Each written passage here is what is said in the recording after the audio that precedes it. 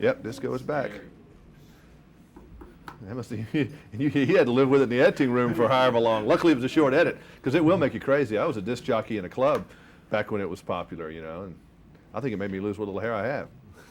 Move speed. Okay.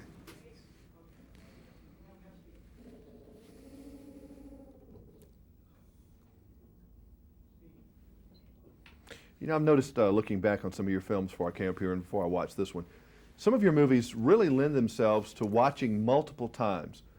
I don't know why. Do you have any idea what makes a movie able to watch a lot and one that you kind of see once and you really don't want to see it again? I think that's the good news.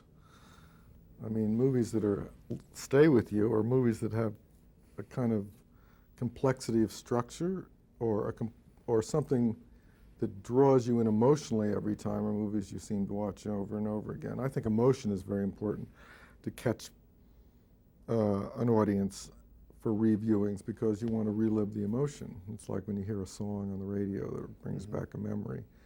And certain movies, you start to feel those emotions all over again. This is a very emotional movie. Plus it has all these sort of visual interesting things going on too.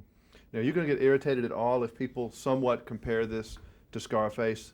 Because if I compare it, it's all favorable, because Scarface is one of my favorite movies. I've watched it a lot. I mean, I watch it a couple times a year. I have it on Laserdisc. And I even see some of the characters that you've recast in here. But does that comparison initially kind of make you combative a little bit? Not really, because it isn't, I mean, this is a kind of difficult movie to try to prepare an audience for, because you're going to go in thinking it's going to be something like Scarface. And it really isn't, because it has all the things about Scarface, you know, great acting, Puerto Ricans instead of Cubans, gangsters. But, you know, Scarface is about the rise and fall of a cocaine kingpin, and this is basically about a guy that's in love with a girl that's trying to get out and is undone by everything he ever grew up believing.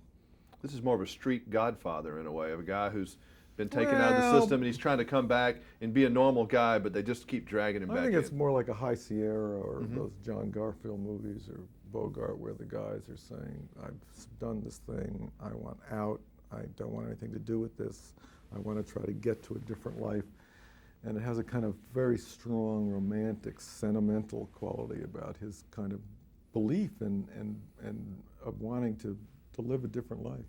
When you're working with Al Pacino, say the last time and this time, as a director, do you go in there and you tell him what you're looking for, or when you've got Al Pacino, you've got Al Pacino, so you know what you're going to get, and then you do other things? Well, Al sort of has been very interested in doing this material for a long time. He knew Eddie Torres when the books were written. He had sort of worked with other writers on developing scripts, and finally Marty Bregman and David Koepp came up with a script that was really quite good, and that's what attracted me to the project. So he had the character. He knew Carlito Brigante. I mean, he could quote from the books backwards and forwards. I mean, and he's known Eddie for, you know, years and years and years. So it's just, that was all there. Now it was just a question of directing it within this very operatic, romantic, you know, shoot 'em up, basically.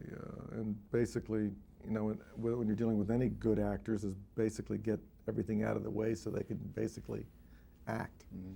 Now, capturing Sean Penn on film must be like getting lightning in a bottle.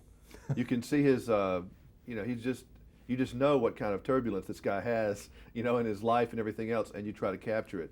How do you work with the Sean Penn any differently than, say, you work with an Al Pacino?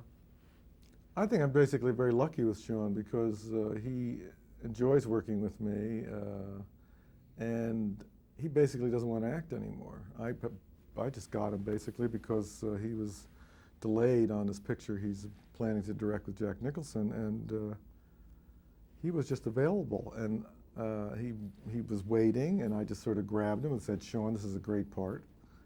You know, you can't work on your movie now. Why don't you do this? And I managed to overcome his natural reluctance to act again. He does not like to act anymore. Well, did he get into it? Oh yeah, Finally? absolutely. Oh, once he commits to something, he commits to it completely. I mean, he just plays it to the hilt. But it's not what he's really interested in anymore. It's always fascinating to me when you see characters that, when they're on the screen, you can't take your eyes off of them. Yes. Pacino's that way. Yep. Sean Connery's that way. Yep. Sean Penn, is that way. They're so unique, you're drawn to them. You watch because what they're doing is so interesting, and it's always something's happening, and you can look at it again and again and never quite get it all. It's like looking at something under a microscope. There's so much going on there that you can look at it. I mean, I look at this movie over and over again, and I go, my God, they're, you know, and I keep on seeing different things. That's because of the incredible subtlety of what they're doing.